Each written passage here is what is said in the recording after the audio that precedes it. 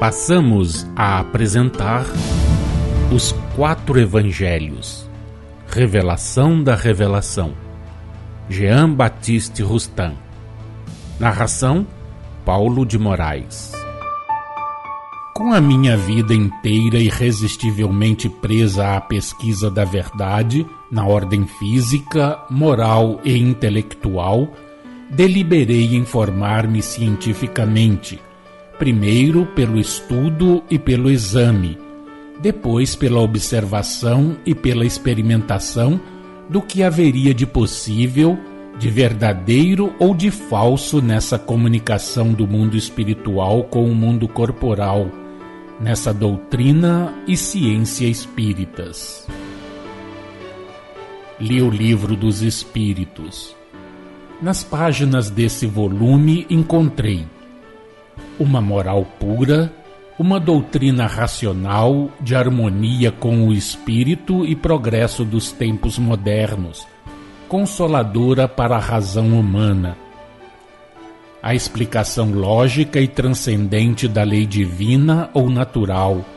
das leis de adoração, de trabalho, de reprodução, de destruição, de sociedade, de progresso, de igualdade, de liberdade, de justiça, de amor e de caridade, do aperfeiçoamento moral, dos sofrimentos e gozos futuros. Em seguida, deparei com explicações judiciosas acerca da alma no estado de encarnação e no de liberdade, do fenômeno da morte, da individualidade e das condições de individualidade da alma após a morte, do que se chamou anjo e demônio, dos caminhos e meios, dos agentes secretos ou ostensivos de que se serve Deus para o funcionamento, o desenvolvimento, o progresso físico dos mundos, do progresso e desenvolvimento físico, moral e intelectual de todas as criaturas. Encontrei ainda a explicação racional da pluralidade dos mundos, da lei do renascimento, presidindo pelo progresso incessante não só da matéria, como da inteligência, à vida e à harmonia universais no infinito e na eternidade. Compreendi mais do que nunca, diante da pluralidade dos mundos e das humanidades, assim como de suas hierarquias, da pluralidade das existências e da respectiva hierarquia, que os homens no nosso planeta são de uma inferioridade moral notória, de uma inferioridade intelectual acentuada relativamente às leis a que estão sujeitos na Terra nos diversos reinos da natureza, e às leis naturais a que obedecem os mundos e as humanidades superiores, por meio das quais aquelas leis se conjugam na unidade e na solidariedade. Sim, essa ignorância é imensa quanto aos meios de apropriação das leis de um planeta superior a um planeta inferior, quando um Messias, mandado por Deus em alta missão, toma um corpo de conformidade com a sua natureza espiritual e relativamente harmônico com uma esfera inferior, qual a Terra, para aí se manifestar entre os homens, para lhes traçar as diretrizes da regeneração humana, para lhes trazer a luz e a verdade, veladas e destinadas a serem descobertas progressivamente, conforme aos tempos e às exigências de cada época. Compreendi a necessidade das revelações progressivas, vindo sucessivamente levantar, pouco a pouco, o véu e patentear aos olhos dos homens, de modo a iluminá-los sem os deslumbrar, a luz que os tem de guiar nas suas indagações e ajudar a progredir na trilha da verdade. Li em seguida o Livro dos Médiuns e nele se me deparou uma explicação racional da possibilidade das comunicações do mundo corpóreo com o mundo espiritual, das vias e meios próprios para essas comunicações, das aptidões e faculdades mediúnicas no homem, da mediunidade e das condições de moralidade e de experiência para o seu exercício útil e proveitoso nas relações do mundo visível com o mundo invisível, sempre e exclusivamente com o objetivo da prece,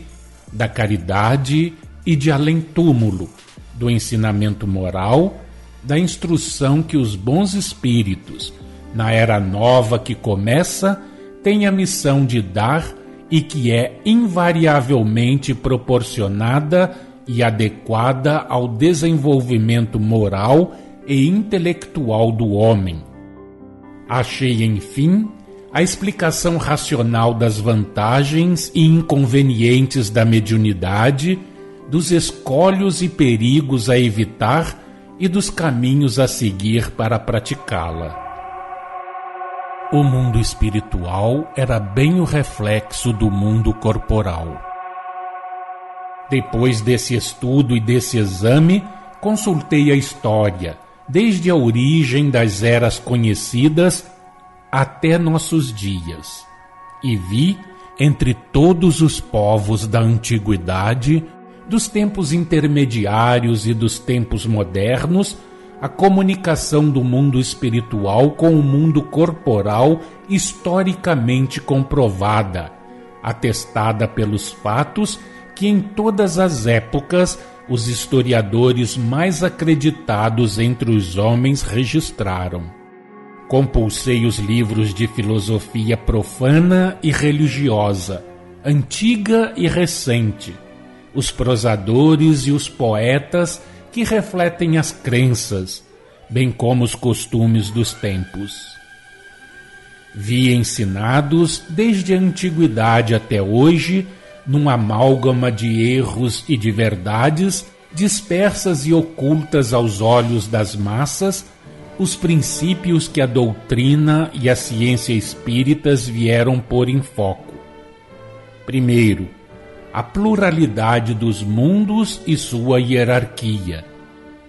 Segundo, a pluralidade das existências e sua hierarquia. Terceiro, a lei de renascimento. Quarto, as noções da alma no estado de encarnação e no de liberdade e as de seus destinos. Perlustrei os livros das duas revelações, o Antigo e o Novo Testamento. Entregando-me a essa leitura que empreendera outrora e abandonara por obscura e incompreensível, verifiquei que, graças à doutrina e à ciência espíritas, sobre aquelas páginas se projetavam vivos raios de luz, a cuja claridade minha inteligência e minha razão alguma coisa divisavam através do véu da letra. Reconheci nesses livros sagrados ser um fato a comunicação do mundo espiritual com o mundo corporal, comunicação que na ordem divina, providencial, é um instrumento de que se serve Deus para enviar aos homens a luz e a verdade adequadas ao tempo e às necessidades de cada época, na medida do que a humanidade, conforme o meio em que se acha colocada, pode suportar e compreender como condição e elemento do seu progresso. Vi que a revelação de Deus é permanente e progressiva. Encontrei nos evangelhos, veladas pela letra, primeiro, a afirmação da pluralidade dos mundos e da sua habitabilidade.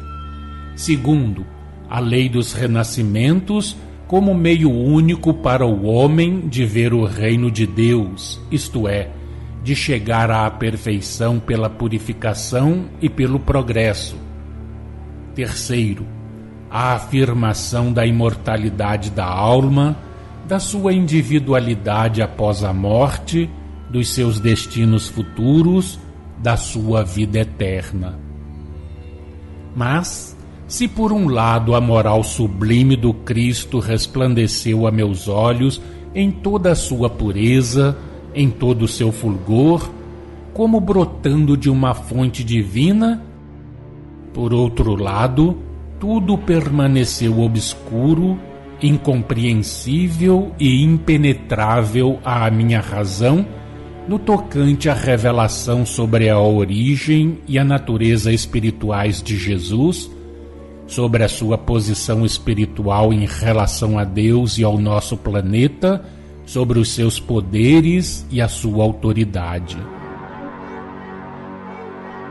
Quanto à revelação sobre uma origem, uma natureza, ao mesmo tempo humanas e extra-humanas de Jesus, sobre o modo de sua aparição na Terra, tudo como antes se conservou igualmente obscuro, incompreensível e impenetrável à minha razão. Pelo que respeita à sua morte, tendo em vista estas palavras suas: deixo a vida para retomá-la, ninguém a tira de mim, sou eu que a deixo por mim mesmo. Pelo que toca à sua ressurreição diante destas outras palavras por ele proferidas: tenho o poder de deixar a vida e tenho o poder de a retomar.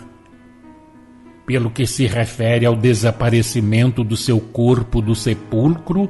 estando selada a pedra que lhe fechava a entrada, à sua ressurreição e às suas aparições às mulheres e aos discípulos. Pelo que entende com a sua ascensão às regiões etéreas, com as suas palavras proféticas acerca do futuro do nosso planeta e dos acontecimentos que hão de preceder o seu segundo advento, por ele predito, senti a impotência da razão humana para penetrar as trevas da letra, e desde então, a necessidade de uma revelação nova, de uma revelação da revelação. Porém, o que em nome da história, da filosofia e das revelações já mandadas por Deus aos homens eu verificara é que a comunicação do mundo espiritual com o mundo corporal se dera em todos os tempos, segundo as naturezas e categorias dos espíritos, bons ou maus, espíritos que eram apenas as almas dos que viveram na Terra ou em outros mundos,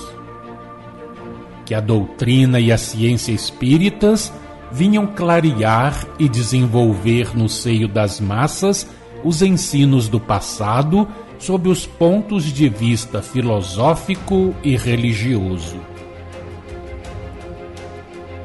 Por essa época, já havia em algumas das mais distintas famílias da minha cidade natal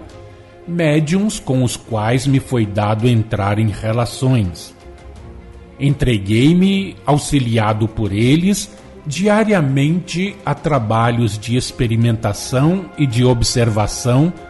com o espírito disciplinado pelo estudo das ciências puras e aplicadas, com o sentimento da caridade que nos prescreve dar atenção ao parecer daquele que é mais humilde do que nós e aproveitar-lhe os conselhos, pois que os pequenos foram sempre os obreiros de tudo que é grande. Acresce que desse trato íntimo entre um que sabe muito segundo a ciência humana e aquele que lhe traz o concurso generoso e gratuito da sua boa vontade, nascem relações fraternas que geram mútuo respeito e estima recíproca. O mais afortunado estende lealmente a mão ao outro, que não possui senão os seus próprios braços. Todos, espiriticamente, se sentem irmãos, e cada um se reconhece mais ou menos bem colocado na hierarquia social, em virtude do seu livre-arbítrio, a fim de tirar desta posição o partido mais útil, mais moralizador para si e para a sociedade. Ao cabo desta obra de experimentação e de observação no terreno das manifestações inteligentes, as quais se vieram juntar às manifestações físicas no terreno material, achei-me convencido de que a comunicação do mundo espiritual com o mundo corporal é uma das leis da natureza e que não existe a barreira que a minha ignorância e a influência de preconceitos vulgares me fizeram crer intransponível entre os vivos e os mortos segundo a carne. Depois de ter visto e ouvido, minha fé se firmou de modo inabalável. Compreendo que a ciência magnética é inseparável da ciência espírita, a qual, só agora o sei, é chamada a servir e serve àquela de Farol cientificamente, no ponto de vista experimental, no campo do sonambulismo e da psicologia. Sei também que o magnetismo é o agente universal que tudo aciona. Tudo é a atração magnética em todos os reinos da natureza. Tudo no universo é atração magnética. Essa a grande lei que rege todas as coisas sob a ação espiritual universal. O estudo e a observação, preparando-me para a compreensão do magnetismo espiritual, me levaram a pressentir no futuro a descoberta de vastos horizontes no campo científico humano e extra-humano, para o avanço da humanidade pelo caminho do progresso e da verdade. E meus estudos e pesquisas, no que respeita à história dos tempos antigos, dos tempos intermediários e dos tempos modernos, me mostraram a existência do magnetismo humano em todas as épocas, desde a antiguidade até aos nossos dias. Era para mim um sinal dos tempos essa manifestação geral quase simultânea em todos os pontos do globo do espírito novo, o sinal do advento de uma nova era, como já o tinham pressentido o Conde de Mestre em suas Noites em São Petersburgo e Lamennais, em 1832, na carta que foi publicada por ele dirigida à Condessa de Sens, esposa do embaixador da Áustria em Roma. Era destinada a realizar a renovação moral dos homens e a transformação universal da sociedade humana.